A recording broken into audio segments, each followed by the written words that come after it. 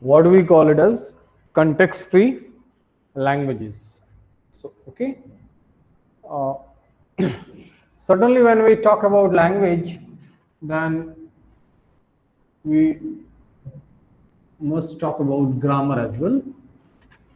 And obviously when we talk about grammar, then it must have sentences. Then obviously sentences requires letters or symbols. Okay, letters and symbols. So what we like, just to have the essence of this any language, then suppose we write uh, good boys go to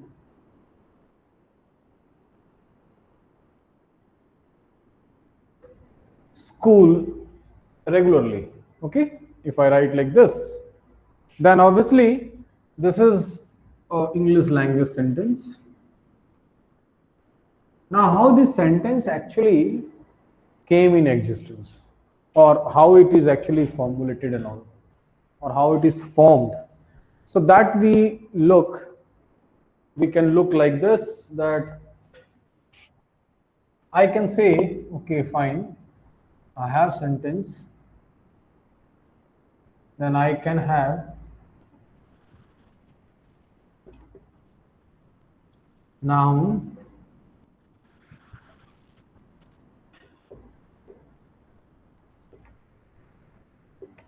so you can have noun phrase and verb phrase. Then certainly you'll find that in noun phrase I can say that this part and this part. So this is your noun phrase and this is your verb phrase. Okay? So this we can see that. I can write like this. So obviously what we have is that you know that good is adjective, boy is actually noun. So I can write this as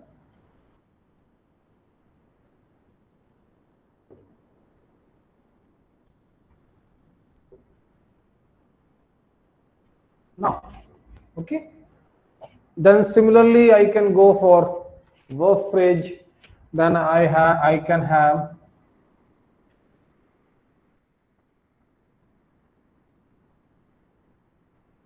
there are four, you can see go to school regularly.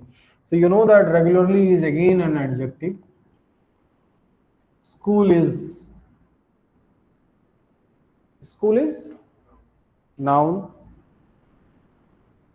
go is verb, and to is preposition. This is what we have. Okay, so I can write like this, I can write like this, I can write like this. So now we have, now obviously I can write here as good boys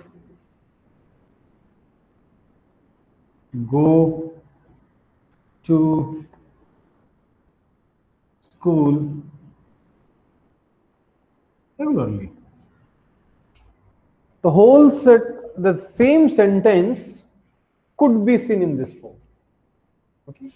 So you can see that actually good is actually adjective, boys noun, go verb, to preposition, school noun, regularly adjective. So these two, when I combine, it becomes my noun phrase. Whereas these four, when I combine, it becomes my verb phrase. And when I combine these two, it becomes my sentence.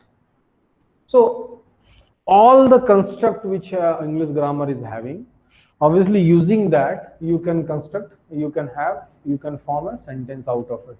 That is what we have. Why, the question is why I am showing this way.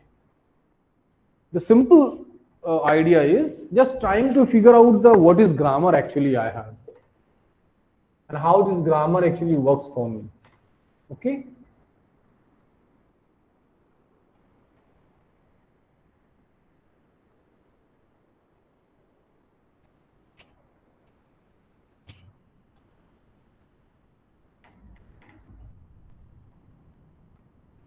Okay, so I can write, first thing which I can write is I can say that I can rename as this as S, this has VP, this has NP, then this is A, this is N, this is V.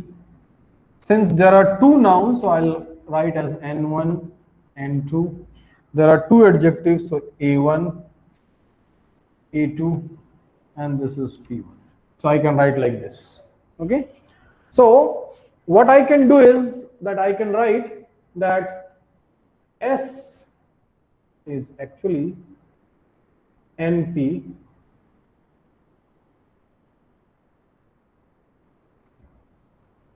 and VP. This is this way I can write. I can go through the branch and I can write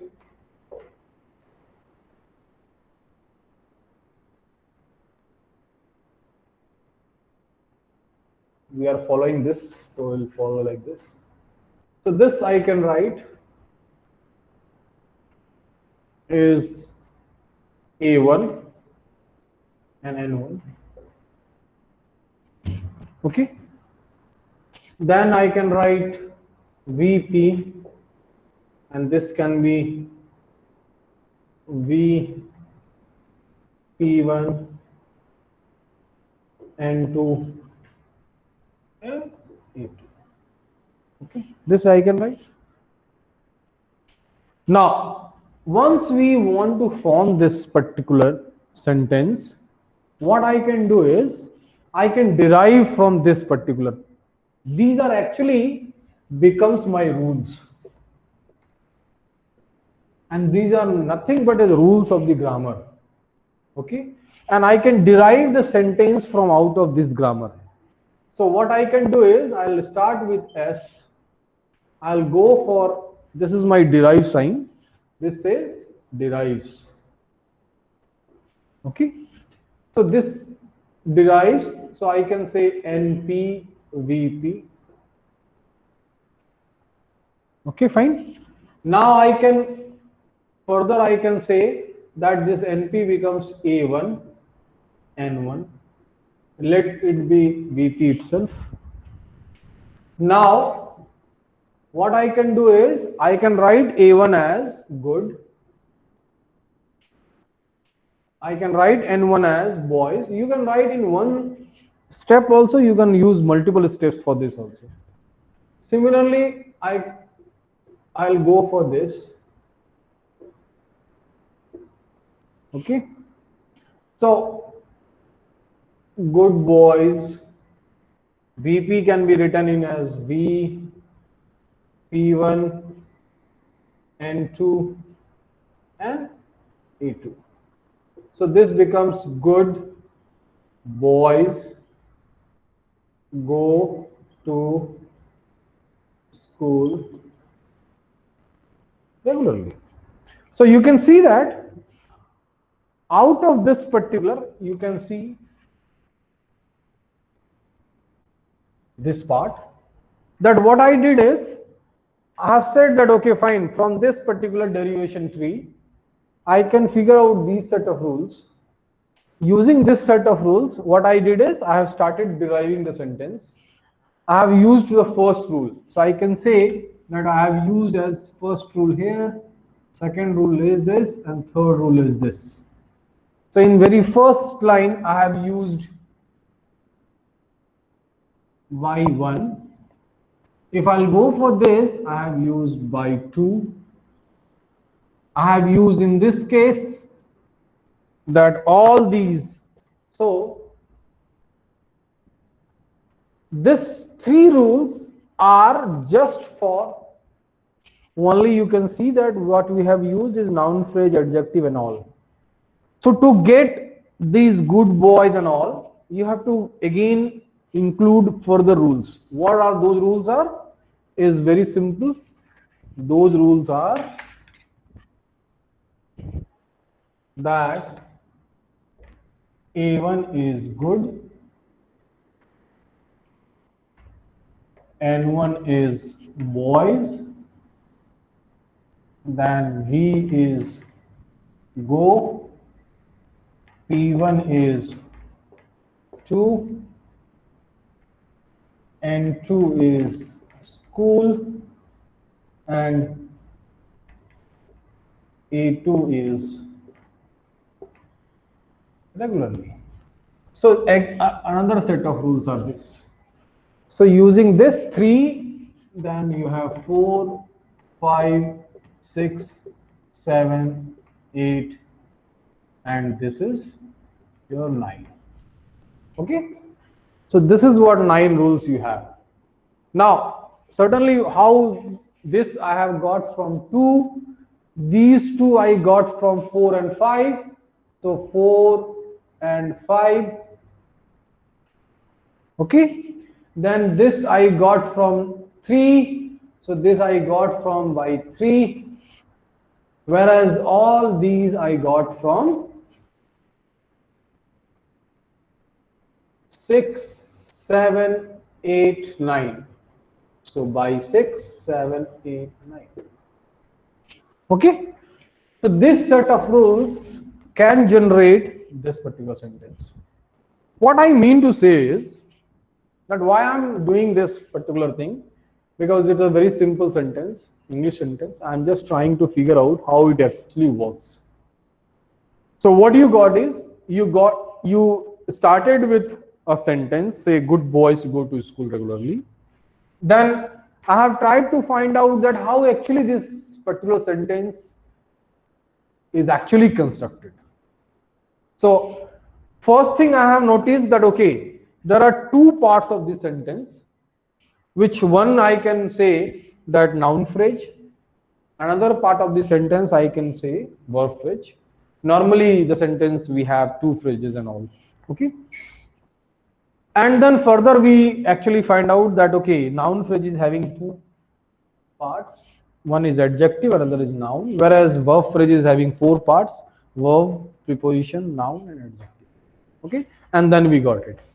So this particular derivation tree I got it. Now I scanned this derivation and trying to figure out the rules.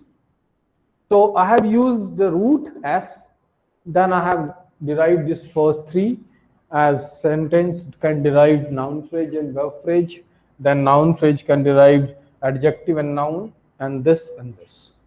Okay, so all these. Now that means any of the sentence which actually coming from any language will actually follow some set of rules using their own constructs. That means these all verb, noun, verb, preposition, adjective, these are actually their own constructs and all. Okay. So these are you like in language, like suppose you are using C and all, you call it as command, you call it as construct, you call it as syntax. There are so many things you can have, and obviously each line of syntax is having some set of rules. Okay, so that is the same thing happening in this way. So that means a language which I am looking for require a grammar. Grammar certainly require a set of rules. Okay, and obviously when you talk about these words which is coming from any language, these words are nothing but it's a combination of symbols, combination of alphabets, combination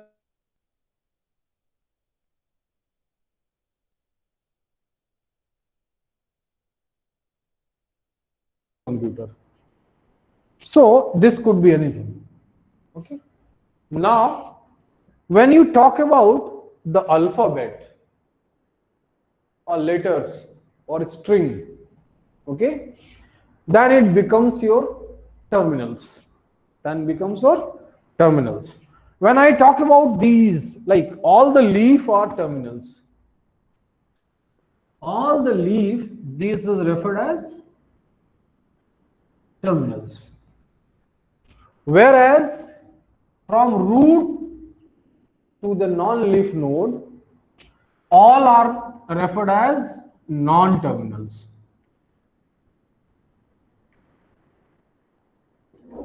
Okay, I'm just trying to figure out the construct of the CFL.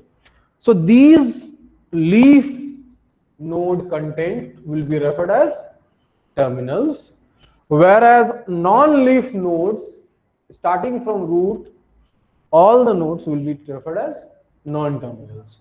Okay, this is what we have.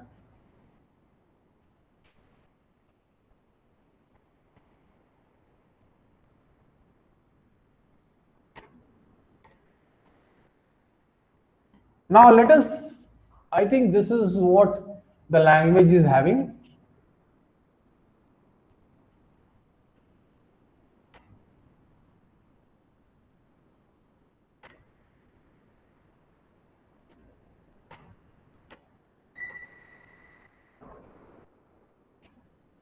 So whatever essence we got from this particular language, English language sentence, the same I'll be doing for CFL. Okay.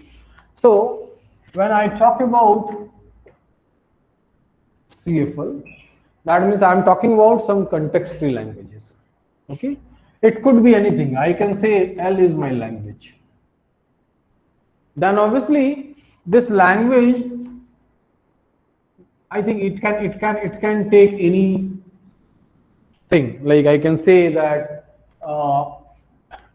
I can say that X such that X has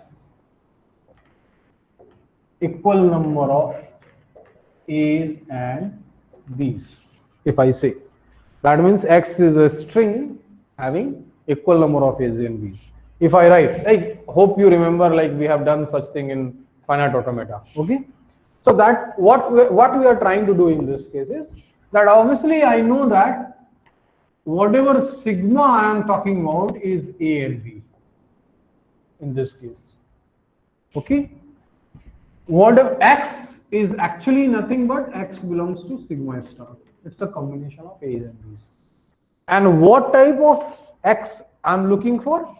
Where A's and B's should be equal. Okay, number of A's and B's. So this is what we had. So now for this language, I have to construct the grammar. In what way? That means I'm looking for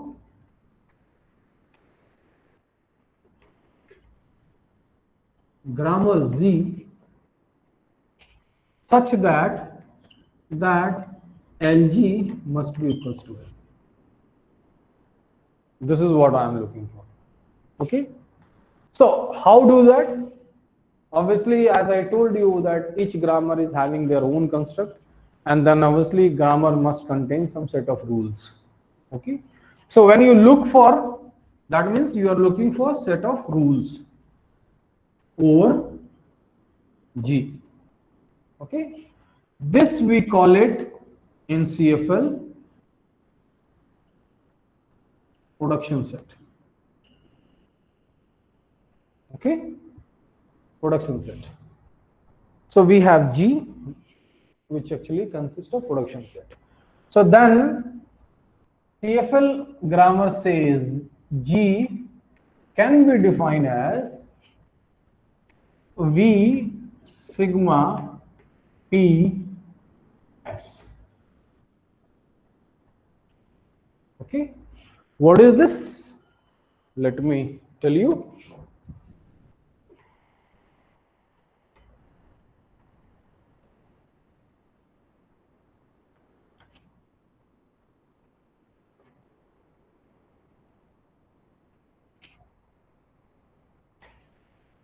This G is a context-free grammar.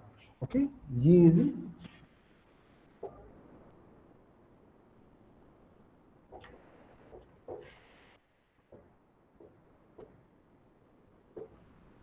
where V is a finite set of non-terminals. Okay, whereas sigma is finite set of terminals. Okay.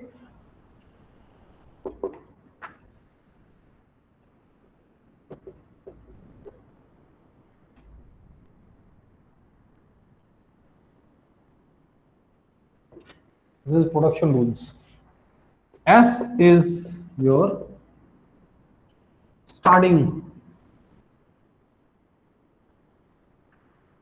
symbol, okay, where S belongs to V. Always remember, it's a S is actually a non-terminal. Okay, so this is what. Just map this. You have already done the same thing in finite automata also.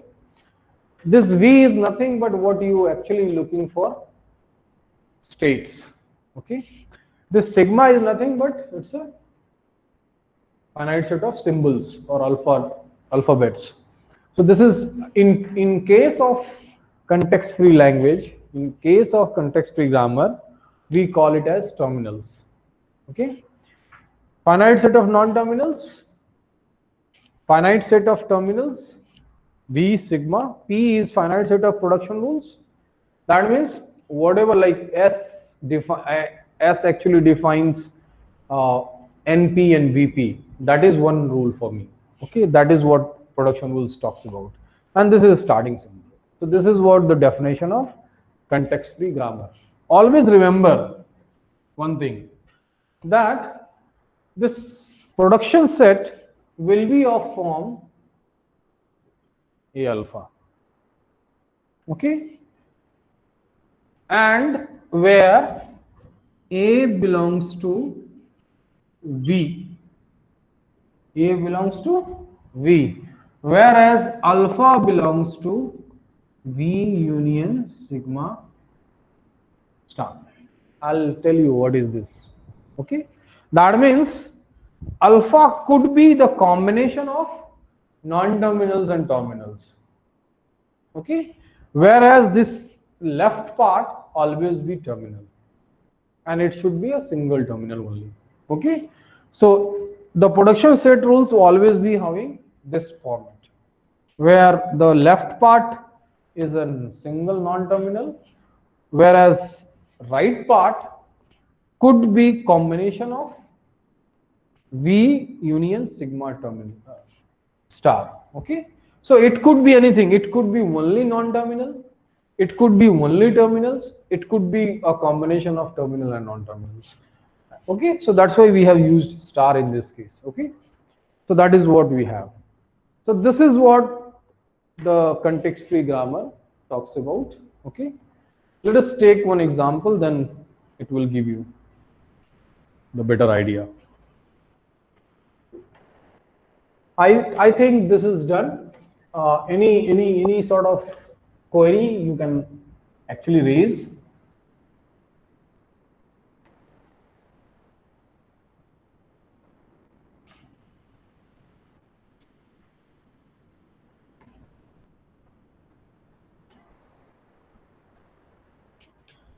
Just what I'm trying to do is that I'm just saying that S is this, S is 0, S1. This is what I'm saying is this is my P. Okay.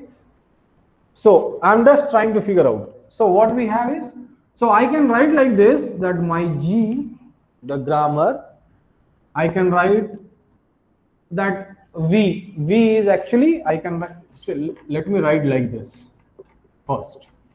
Okay. This I can map from this particular. So I have S. So V is only having S.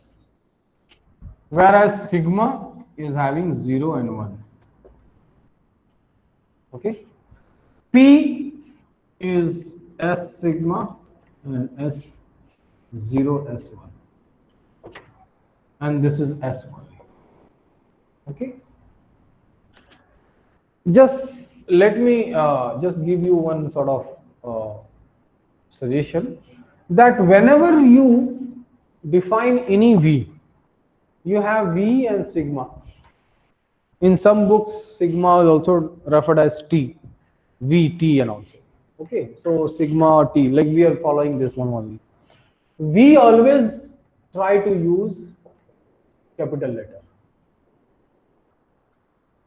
and sigma always use small letter or digits or symbols. Okay, I can use. Okay, so that I can use. So this becomes your grammar based on this. Now the question is, what is language out of it? If I am looking for what is language, so language, obviously, language says that X belongs to sigma star, such that S can define X. If this holds, then that is the language over any grammar. Okay, this is what we have. Now we can check this, that what type of language is actually it is generating. Okay, so I can use, this is what is empty symbol. That means nothing. Okay, this is my empty symbol or empty string, even as you can consider it as. So what I do is, so I have two production rules. One is 1 and this is 2. Okay, so I'm using by 2. I can have 0s1. Again I can say 0s11. Again by 2. Again I can go 0, sorry, this will be double, 0s111 by 2. If I have to stop generating this, I'll be using the first one by 1, and what I'm getting is 0, 0, 0, 1, 1, 1. This I'm getting. Okay, this is what. So I can write here like this: 0, 0, 0, 1, 1, 1. Okay, this is derives in one step, whereas this is derives in one or more steps. Okay, okay, this you can write, this is nothing but this can also be write, this is nothing but reflexive transitive closure of, okay, this is nothing but, this is reflexive transitive closure of this. Okay, this I can write.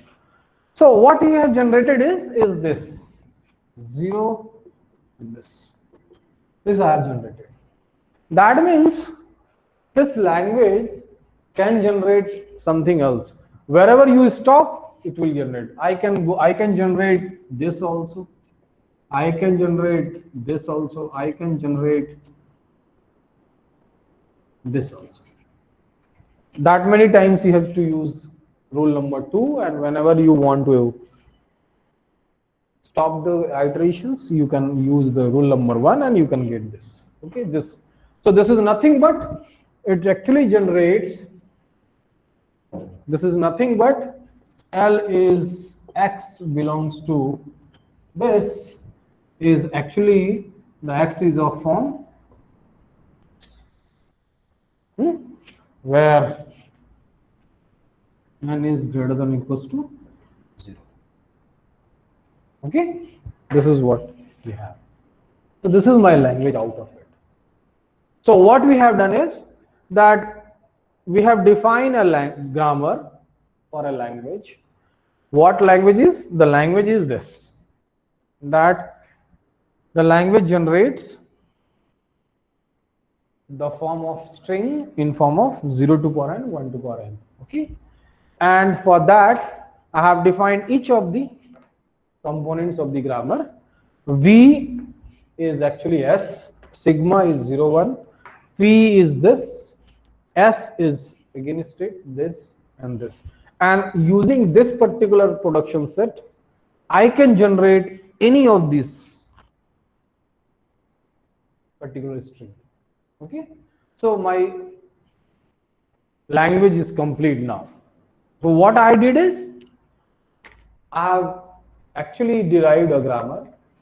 I have derived every component of the grammar. I have derived the rules also, and then I got a language also. So this is what the requirement is. So let us go for defining formal definition, which we were continuing just now. I'll finish that particular definition.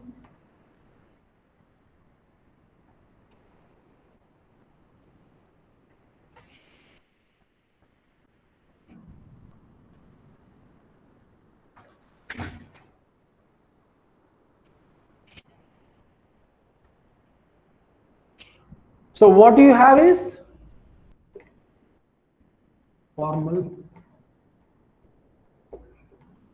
definition is actually you have LG, okay, language generated by the grammar.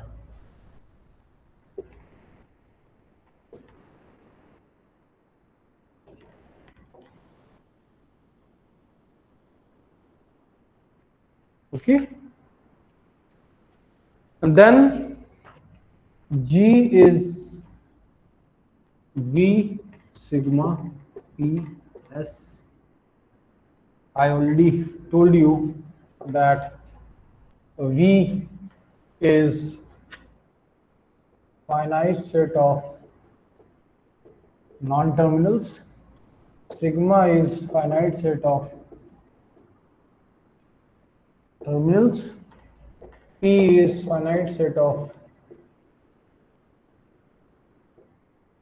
production rules, and S is starting symbol,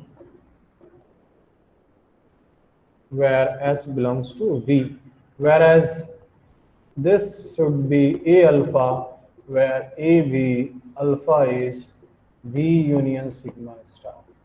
This is what we have. Okay, okay, this is what the definition we have.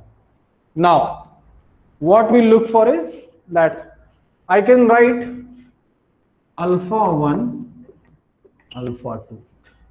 Okay, this I can write. That means this is alpha 1 to alpha 2, where actually alpha 1 belongs to V, alpha 2 belongs to V union sigma star.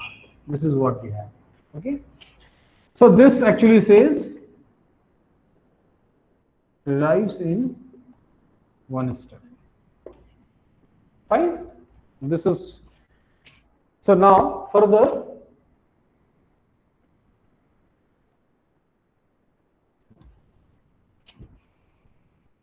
I can say that alpha 1 is beta 1 A beta 2. I can write like this, and alpha 2 is beta 1 gamma beta 2. What I'm saying is, see, initially you start alpha 1 as single terminal. Like what you have done, I can say that this is 0S1. So I have started this. Okay, okay, so this is your alpha 1 and this is your alpha 2. But the moment I move forward, okay, so I say 0S11. Okay, now this becomes your alpha 1, now this becomes your alpha 2. Got it? This becomes your alpha 1, this becomes your alpha 2. So in the next step, when I say, right, actually alpha 1 becomes this and alpha 2 becomes this. What is this? Is actually A and gamma belongs to V, whereas beta 1, beta 2 belongs to B union sigma star. Fine. Okay. This.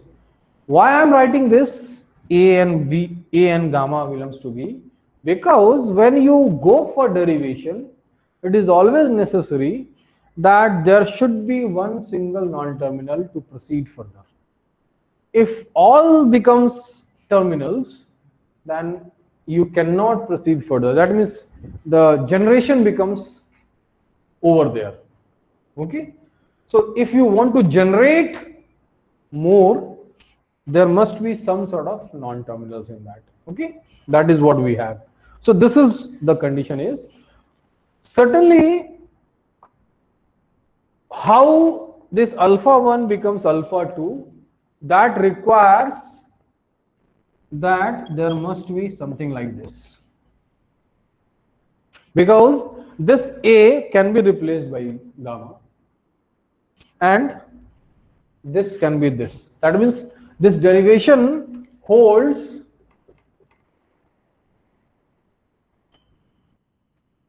only when if this production rule is in production set, because this A can be replaced by gamma. This A can also replaced by combination of terminals and non-terminals also. Like this could be A gamma also. Okay. So there must be some sort of transformation in this. This is what we have. Hopefully it is okay for all of you. Now going further,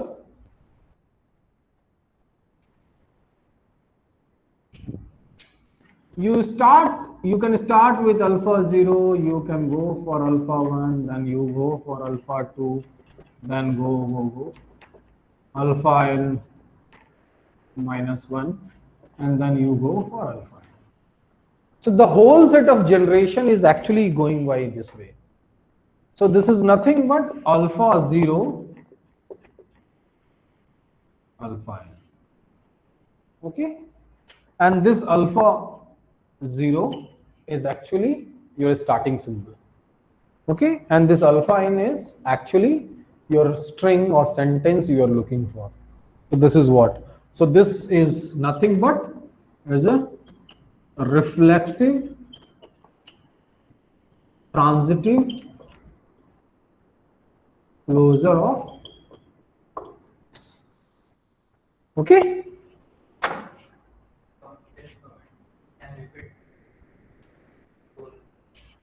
Okay. This one. See, what we have seen in the previous example is we have seen that we have started with this S0 S1. Okay. So this case, this is alpha 0 and this is alpha 1. Okay. Now next step, if I'll go, then I'll be going for 0 0 S1 1. Just repeating the same production in this case. So this is your alpha 2. So similarly, you can go like this. If I say 0 to the power 35 and 1 to the power 35, if I am getting this, so then obviously 034 and 134, sorry, 034 S 134. This is your alpha n minus 1 and this is your alpha n. Okay. So I am writing this in this form. So each of these alphas are nothing but it's a combination of terminals and non-terminals which is generated by using the production rules. So these are intermediate steps which you have started with this and you are actually concluded here. So this alpha n is actually nothing but you are talking about this. Okay. So this can be generated. I can write all this also holds alpha 0. I can write alpha n minus 2. This also holds, because this only says that you have used more than one steps to reach this. Not necessarily that this always be only in terminals. This could be combination of terminals and non-terminals as well. Once you stop, that means once you generated your sentence, then the nth step will always be your sentence string, whatever you're looking for. This is what we are doing. Is that okay? And obviously, when you talk about LG, then this is nothing but X belongs to sigma star, such that as if this condition holds, then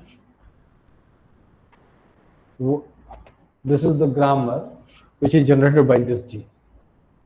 Okay, so this completes your definition of the context-free grammar.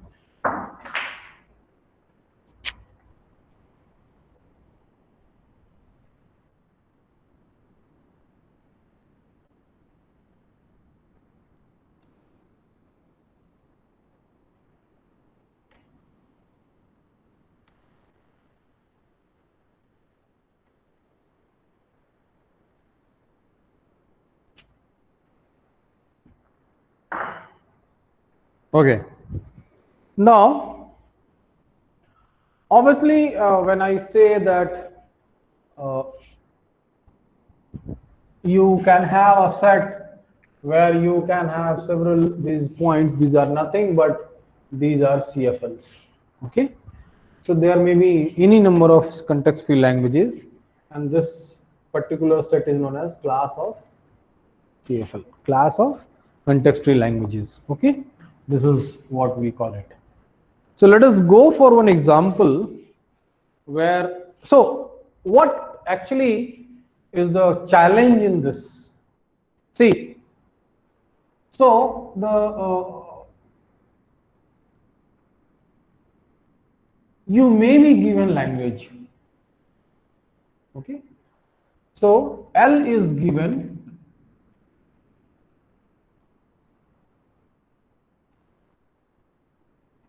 find G. This might be one type of problem. The another type of problem is that G is given and find L. So there are two types of problems you have to handle. Okay, that some language is given, find out your grammar. When I say find out your grammar, means we are talking about V sigma PS. That means a set of non-terminals you will be using for this particular language, the set of terminals to be used, then what are the rules which will actually generate the sentences out of this language, and then starting symbol. So these four things you have to formulate. Okay, whereas in second case, your set of productions, that means all G, V, sigma, PS is given to you. That means set of rules are given, what is in terminals, what are non-terminals, all these are given. What you have to find out is that what actually that grammar is for. That means what language it is generating. Okay, like suppose in previous case example we have seen that this was given, that means it is given V sigma PS, all are given. V is S, sigma is 0, 1, P is these two, and S is this. Okay, everything is given. Then my question is what grammar it is generating. So we have seen that it is generating actually language, it is nothing but in this. So this is also one type of problem, that this is given, this you have to find out, and if this is given, this you have to find. So this is two class of problems will be tackled under this. Okay.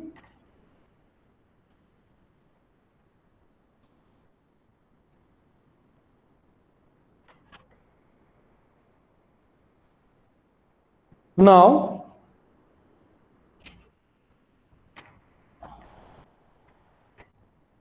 I'm talking about like what we have is I am V sigma ES, where sigma is AB, B is SAB, okay, and starting symbol is S only. Now I'm talking about P, okay. So this is S A B S B A S A S S.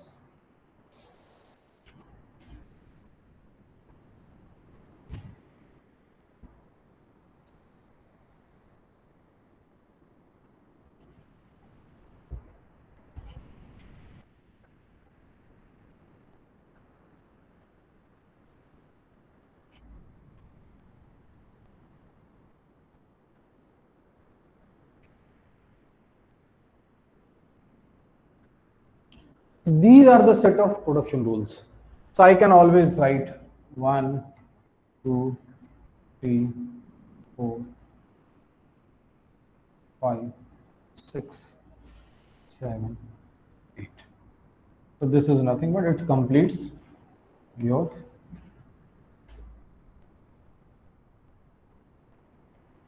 this is your production set rules. Okay, fine. So these are the things. Now the question is that what is this? Okay. Okay, fine. So the best way is that you can actually start with and always remember one thing, that sentence generation always starts with starting symbol. So when you start any sentence generation, always use that production set or that production rule which has starting symbol. So you have the flexibility that 1, 2, 3, 4. There are 4 production rules which actually starts with starting symbol. Okay, so I can use anyone I can use. Say I'm using 2, so I'm using this BA by 2. I can write now A. So you have A. Now this A can be actually replaced by any of the production set or rules which are having the left side as A. So you can see that only that part is there. I think we have A is AS. B. Sorry. I did a wrong thing. This is A. Just correct it. So your first production rule is S A small a B, S B A, then A S, A B A, then B B S, B A B B, and then A B B. So sorry, this is wrong. So correct it. Now we proceed. So we have used the second A B A. Certainly I can go for this also. I can go for any of these two also. So these 3 set I can use. If I'll go for 7, then it will be over. So this is what generated. Okay. Same if I'll go for, this is my say first one. I can go for second one. S is BA. I can, instead of 7, I can use these two. So I'm using 4. So it will be B by 4. And this is by 2. Okay. If I use this. Now there are 2 ways. I can use any. I can go for B. I can use 4 also and 3 also. I can use anything. Okay. If I'll go for 3, then obviously B A I can write AS. There's no harm in that. Okay, I can write like this. Okay, so what I did is that I have used this particular 3 and I have replaced A with AS. Now I can replace BB with this A, I can replace with 4. So I'll go for B A A. Okay, now AS. Now I can go for 7 to be used. So B B B A A A A S. Okay, I've used. Now for this I can go for B B B A A A. I can go for 1 also. So it is AB. Okay, this. Now I can go for B B B A A A A. I can go for B. So I can generate this. Okay, fine. I can generate this. So what I'm trying to say is I have generated this and I've used in this case last I have used 8. So I can generate this also, I can generate this also. I can generate more this. What I can observe from this, what is happening. I have, it is not like that all B will proceed with A or A will proceed with B. It can mix also, you can see here. What I am observing here is that actually if you look, there are number of B's is 4 and number of A's are 4 in this case. Okay. So that means at least, and here also number of A's and B's are equal. Here also a number of A's and B's are equal. So certainly you cannot confirm with these 2 examples. You can go for another example as well. While doing that, you will find that this is nothing but X belongs to sigma star. X has equal number of A's and B's. This is what the language I am getting out of it. Always remember that if you are writing this particular statement, and if anybody can prove that there are some instances through which I can generate string and it has one instance, single instance is there where equal number of A's and B's are not there, then this language does not hold. This language only holds if all the instances which can generated by, or all the sentences which can generated using these production set should follow equal number of A's and B's. So that is what we have. So this is one class of problems we have solved, that we have given grammar. So we have sigma V, S and production set P is given, and deriving some of the examples, I got the language which is this. So this is the simplest language you can look for, or it can go for like suppose another class of problems you can solve is that. So what I did is G was given, just we did G given, L found. Okay. Now second case, let us go for L given. What is L is? L is that X belongs to sigma star, or you can write 0 1 star, such that X is a palindrome. Now find out G. Now find out G. Can you do that?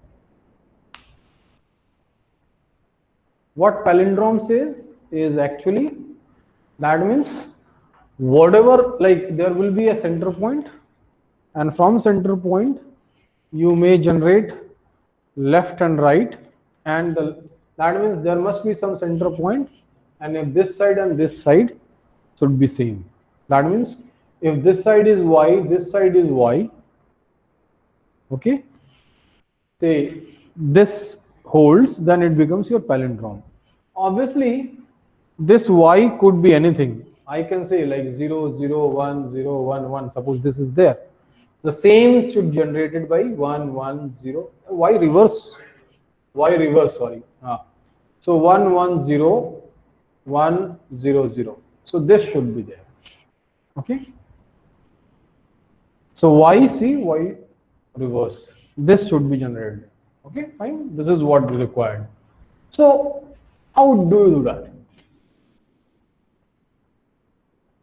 What will be the grammar for this? That means you have to find out what is V, what is sigma, what is P, and what is obviously starting symbol. Say it can be S, A, B, anything it can be. So you have to go for a starting symbol. Say what is. So you have to find out this, this, this, and this. This is given already. This, this, this. Okay. So I am leaving it as your homework. Certainly you can do that. Okay. Always remember what you need to do is that suppose you need to do the like this one. Okay. So when you look for like obviously I can say that I can write something like this alpha 1 C alpha 2. I can write like this. And then I have to try to find out what alpha 1 and alpha 2, and what alpha 1 alpha 2 I am looking for is that if this is y, then this should be y reverse. So my production set, my production rules should be in a way that it can generate palindrome for me. Okay, like suppose I have to generate this, like suppose what I have today is 110 C 110. This is what I'm looking for. So just figuring out, you can always see that, okay, fine. That means 1C1, this is my first. If I can generate this, I need to generate something as 11C11 then if I can generate this, then I have to generate 111 110. This I need to do that. Okay, this is required. How do you do that? It's very simple to do that. Like I can use something like this, that S can go for 0 S1. I can go for S can go for S0 L.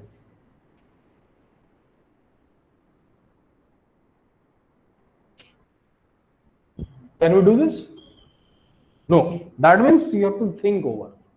That means this cannot be done. What you have to figure out here is that whatever next it will generate should, I do not know whether this S is required or A is required or B is required. What I require is that when it grow like a palindrome. So, and growing palindromes pattern is that whatever is generated left should be generated right also in a reverse manner. So that is what required is. So just go for it. Just think about that, figure out all these, okay. So there are two class of problems we have seen.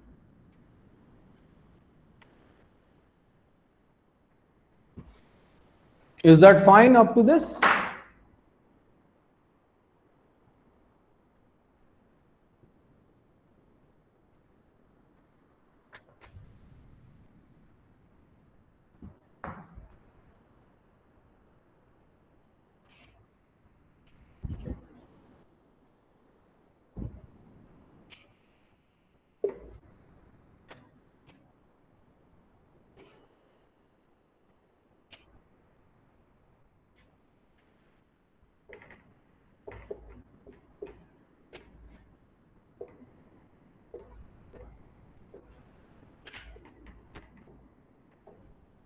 Okay, fine. The next is we'll talk about derivation. Okay, so we call it as leftmost derivation. Okay, the same set of uh, just we have seen one example is the equal number of A's and B's. The same set of productions I can use. Say this S is A B. Okay, this I have used. Now I can go for A B B. Okay. Now A B. Now A I can go for B B S. Then B S B A, and then B A. This is what I can get out of it using all those. Obviously, I'm considering the grammar G, where actually we are looking for equal number of A's and B's. This I'm looking for. Okay, the same example I'm using for this also. Now you just carefully observe that. What I did is that the first production set rule is A B, capital B. So this is terminal, this is non-terminal. Now this, using some rule, I can go for this. That means B can be replaced with ABB. Okay. Now, when I move from this to this, I have the flexibility. That what I did is I have just used the last production rule, and B is actually generating small b, that is terminal, and this is as it is. But I can do this also. That means instead of this, I can generate this also. Okay. This is also correct. No problem, not at all. And I can proceed further. Okay. But what I'm saying is that this can't be done if I'm going for leftmost derivation. Okay. So what I can do is I'm always looking for all the non-terminals must be derived, which is in leftmost. That means you have to always be careful and observe that what are the non-terminals. See, first case there is one non-terminals. So I have done this. There are two non-terminals. So when I go for this, I'll be going for this first, because this is my leftmost non-terminal. Okay, so I'll just first derive this, then I'll go for further. So always if you go do like this, you will be actually looking for leftmost derivation. Okay, so that means I can write in each one step derivation, okay, the leftmost non-terminal will be replaced using P. Okay, this is what we have. In each one step derivation, the leftmost non-terminal will be replaced using P. That is what required. Okay. Same thing I can write in terms of like the same, this particular part I can go for like this. I have S, I have A, B, then this B is generating A, B, B. Okay, this is what. Then this is generating B, I think this is generating B, and this is as it is. So further it can generate BS, and this can generate BA, and this can generate A. So this I can have, isn't it? So you can see that this is actually growing in the leftmost derivation manner. Okay. First this is derived, then this, then this, then this. So all the leaf which is coming from leftmost to the rightmost, it is growing like this. So this is what we have, a leftmost derivation, or this is known as leftmost derivation tree. Leftmost derivation tree. Okay.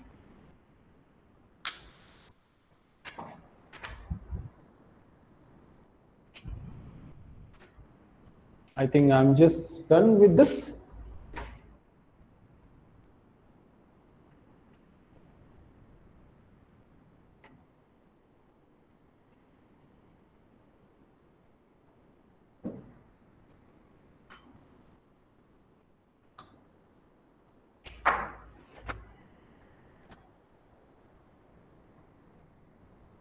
So I can write for any CFG G, if S this, then there is a leftmost derivation deriving X from S. Okay, this I have. Root is the start symbol S, then every internal node is a non-terminal. 3, every leaf node is a terminal. Okay, and 4, if the children of A is C1, C2, Ck in this order, then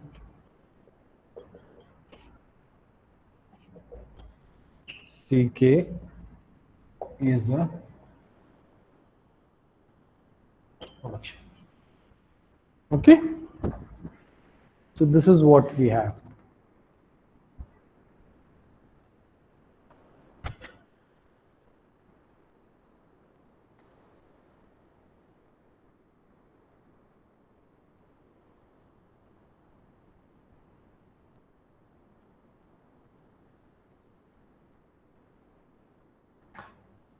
Is that fine?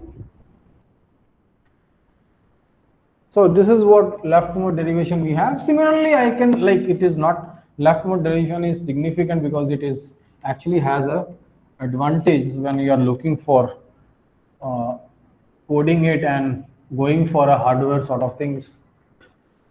Then this leftmost derivation is actually giving optimal.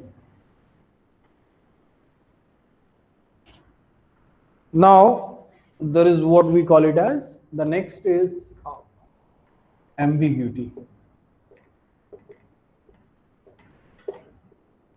Okay, this we have.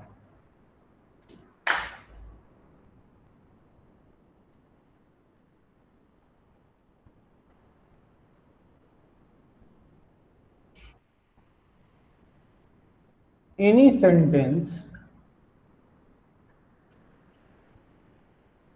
which has more than one derivation tree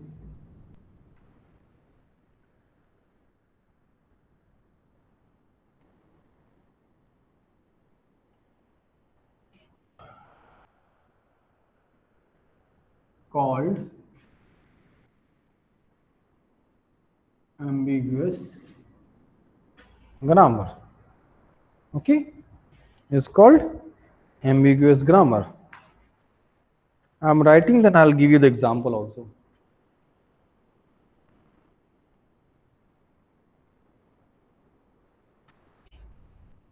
This is first, this is second.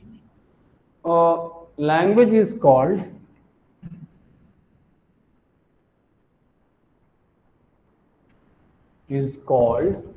inherently ambiguous.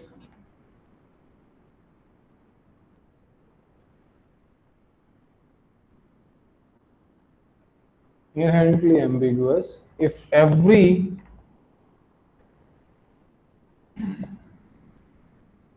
grammar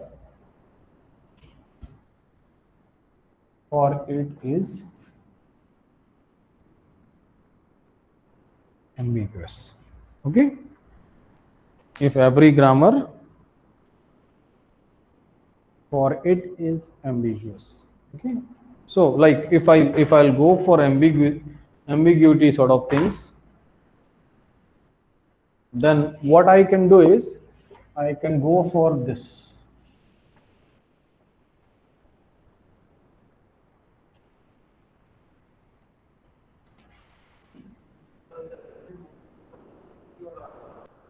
What? No, anything.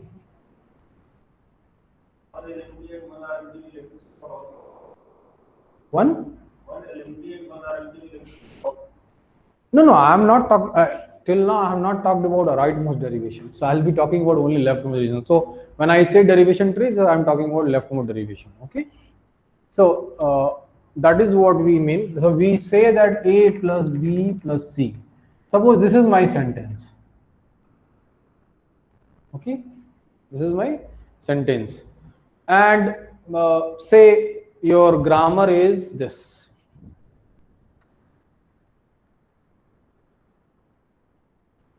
Your grammar is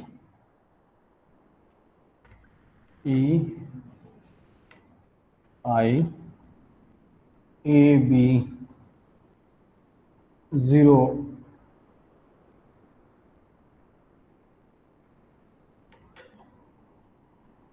say 0 1 star plus this comma P, and this is your starting symbol. Okay, fine. So this is what we have. This is what you have as a grammar. Okay, and as far as production rules are there, I can have E A A I, and I is having I0 I1 IA IB A B.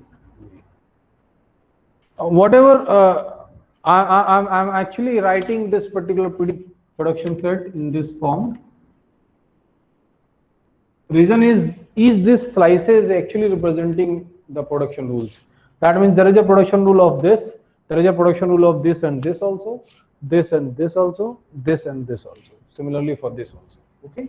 So if I'm using this particular set of production rules, and if I'll go for this, then certainly I can, for this sentence generation, I can go for E, and this will go for plus E, E, this I can go for it, and then E plus E, I can go for it, this is A, this is B, and this is C.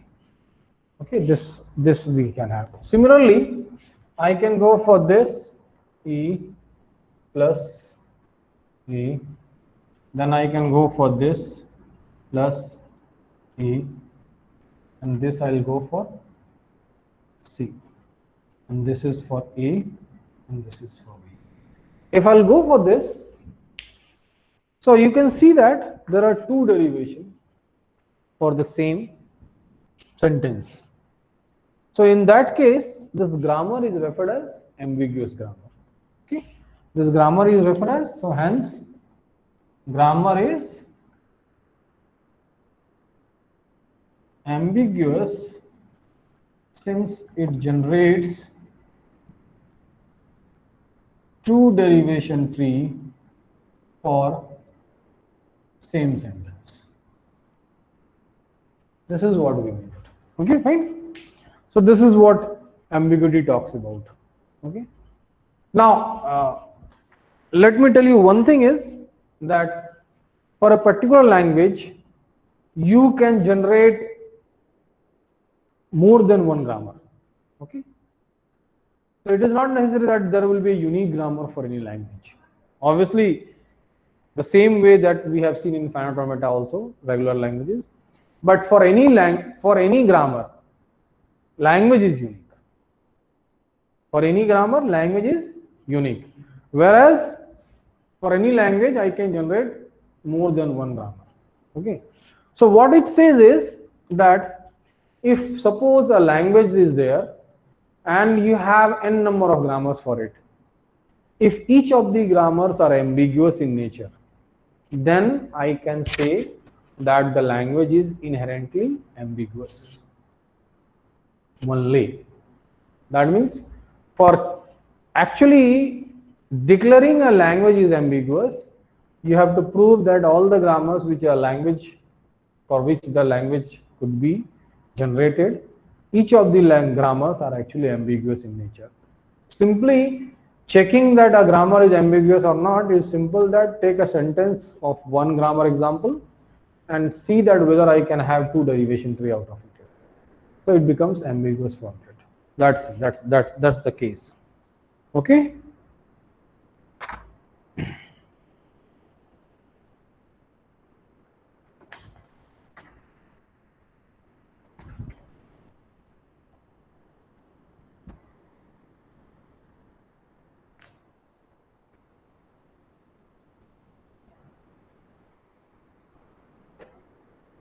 And also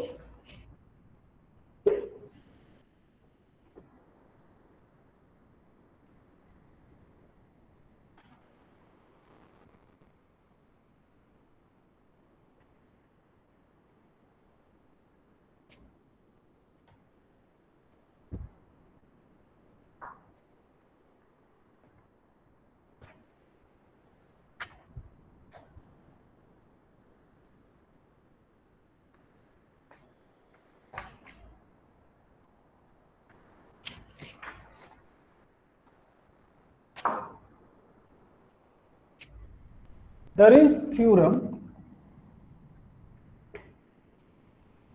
that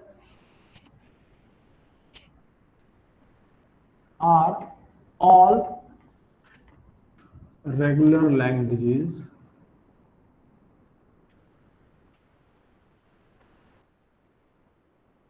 context free.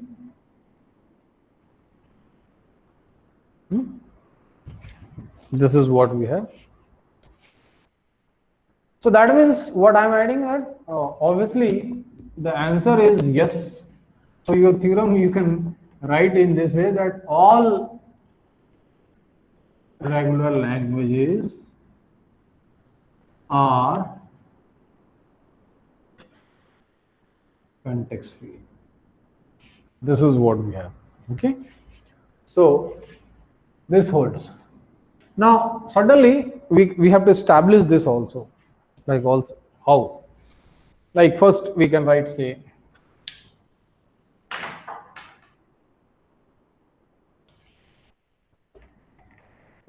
let L be a regular language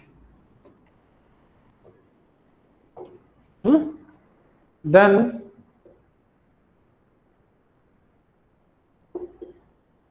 there exists M which accepts L.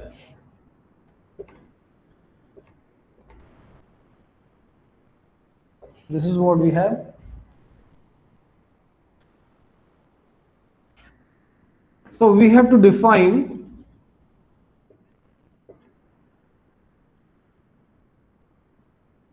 grammar G, okay, such that LM should be equals to LG. This is what we have to do that. Okay, so this is my task.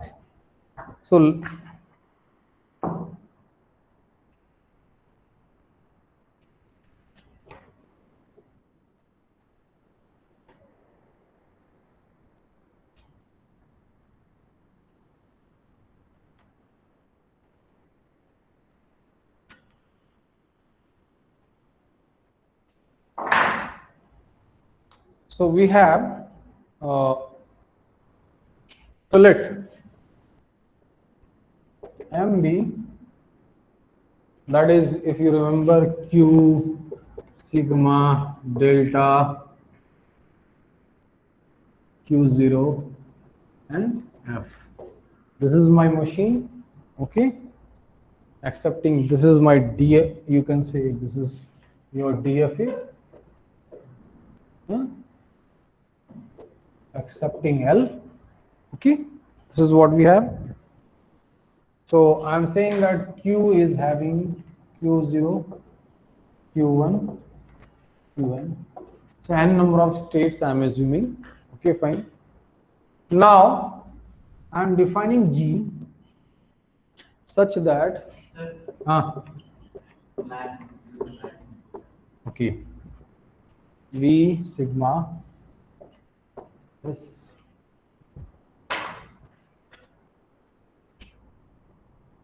So what we are doing is that V becomes, I'm writing like this, AQ0, AQ1, AQN. Okay, so your non-terminals are, what I'm doing is that whatever number of states you have, the same number of non-terminals could be generated with this form, AQ0, AQ1, AQN. Okay, this is what we have. So now, if any of the DFA is having this production, this particular transition, looking for transition delta, say, so if delta QIA is QJ, if suppose this is what we have, then formulate the rule that is AQI define AQJ, okay, in P. Fine, this is what we have. So what you do is all the transition function will be of this type. So whenever such transitions will be there, just convert this into production rule with this rule. Okay, this you do for that. Only one extra thing which you have to do is that there is a case. So this is my first. I'll be going for second if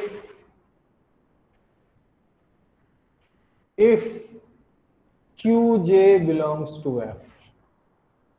Okay, that means your Qj belongs to F. Then in that case, what you do is additionally, that is, whatever such transitions will be there will have a such type of transformation, but additionally include AQI A. Okay, this you include. Okay, this fine.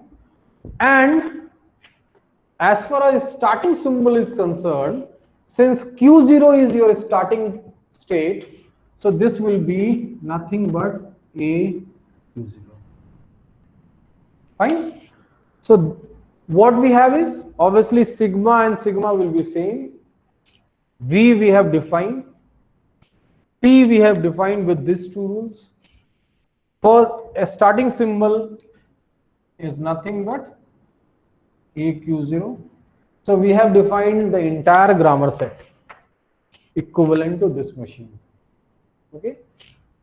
Now let us go for one example which will tell you that it holds.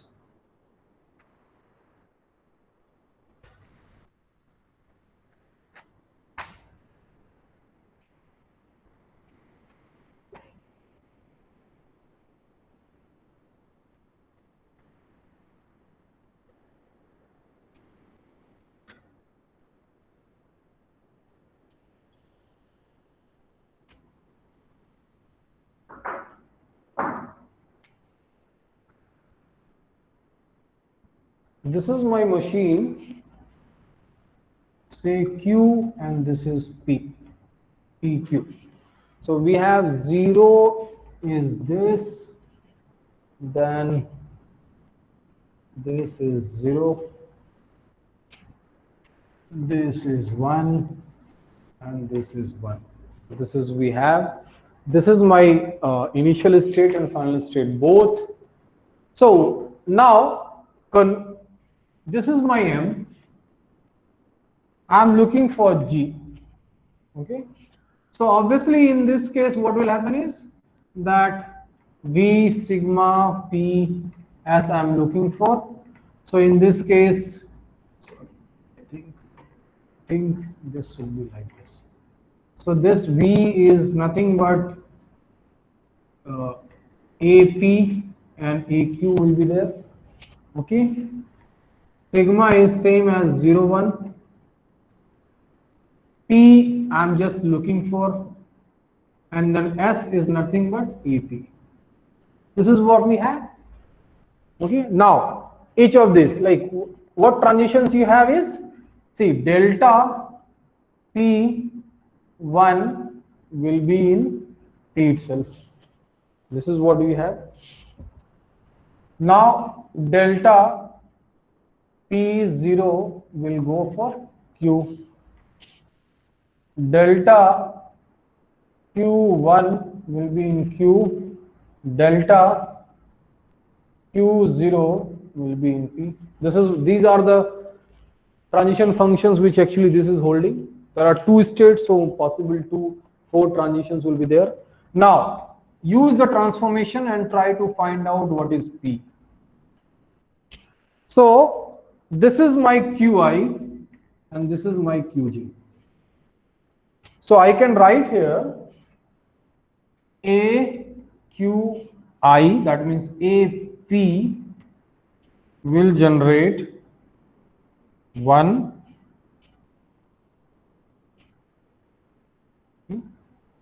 that is this. This is my first one. Similarly for this, I can generate AP0 AQ. For this, I'll have to generate AQ1 AQ, whereas for this AQ0 AP. This I told you that we have to generate for this also, because these will be generated by rule 1, whereas if we'll go for rule 2, then we have to generate what, that AP will go for 1, because this is what we have. Okay. Similarly for it will be generating for AQ 0. Okay, because this is final state you are going. And one more thing you have to generate, because initial state itself is a final state. So you have to include this additionally also. Okay, so what you have now is very simple, that you have T set as this, that AP will generate 1 AP, we can generate 0 AQ, we can generate 1, we can generate silent. Okay, similarly AQ will generate 0 AQ, no, 1 AQ, 0 AP, and 0. I think this is what we have got it. So this is my P. See, simply, for simplicity, you can do this and it will look like a normal grammar. What I can do is that I'll map this like this. I can say that AP is my S. I can say that AQ is my A. I can write like this. So I can transform this into this. P S is 1 S, 0 A, 1 sigma. Then A is 1 A, 0 S, 0. This is what we are getting. So your grammar would be what? I can write grammar is nothing but S A, sigma is 0 1, P is nothing but the same P, and this is S. So what we got is this. Now this I have generated. Now what need to be checked is that what language this is having. Okay, the same, whatever language this particular machine is generating, the same language should be generated by this G also. So you have to check that LM should be same as LG. This must be there. Okay, then it will be, then we can say that this is a machine we have, regular languages we have. Out of the regular languages, I can generate grammar, context-free grammar for it. Okay, yes, you can generate. You can check whatever sentence will be accepted by this, the same set of sentence will be accepted by this. Like suppose if I'll go for this, then say 0 1, like if you check this, that 0 0 1 1 0, this is accepted by this. See, oh no, sorry, 1 0 1 1 0, I accepted by this. So 1 I can process, 0 I can process, then 1, 0 I'll come back. So this is accepted by this. This is nothing but this. The same thing you can check whether this grammar is can do that or not. So I can do this with, if I'll go for this, that how this can be generated. So this is starting with 1, so I'll use the first S derives 1S. Okay, so this I have got it. Now what you need to do is 0 you have to get. So I'll go for 0A. So I can go for 1 0A. Now again you need 2 1s. So I'll be going for 1 0 1A. See this formula I am using. So I've got this one. Now it is, what you have is 1 0 1 1 0 you look for. So I'll go for 1 0 1 1A using again this formula, and at last I can use this. So it is 10110. So it is S can generate this. So that means this grammar is actually representing the same what that machine is actually representing. This is one example, you can check for multiple. So that means the theorem which I say that all the regular languages are context free times true. Okay, so this theorem holds. That is what we mean. So that means all regular languages are actually the context free grammars or context free language. Fine. So I think for today, I'll stop here. Just try to solve as many questions you can. We'll be having the tutorial sessions, and for that, we'll be solving another set of questions for it. Okay. Thank you for today.